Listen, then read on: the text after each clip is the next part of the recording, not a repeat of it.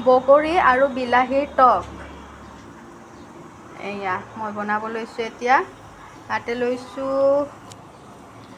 পাঁচফোৰণ, নিমখ, red chilli powder, হালধি, গুড় আৰু এটা তেজপাত। বাছ এইখিনিয়ে হ'ব।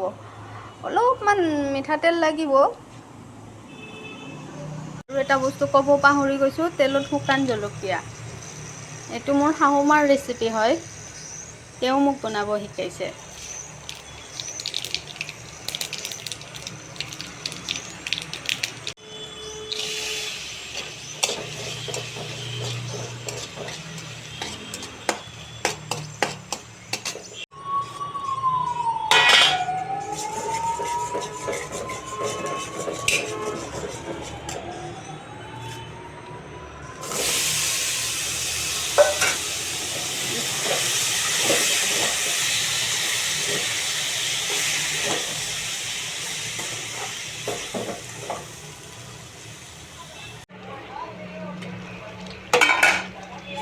ৱাও।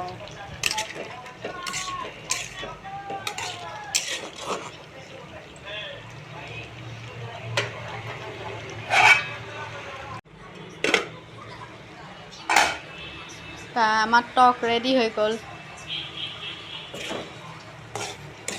ইমান ধুনীয়া হৈ গৈছে।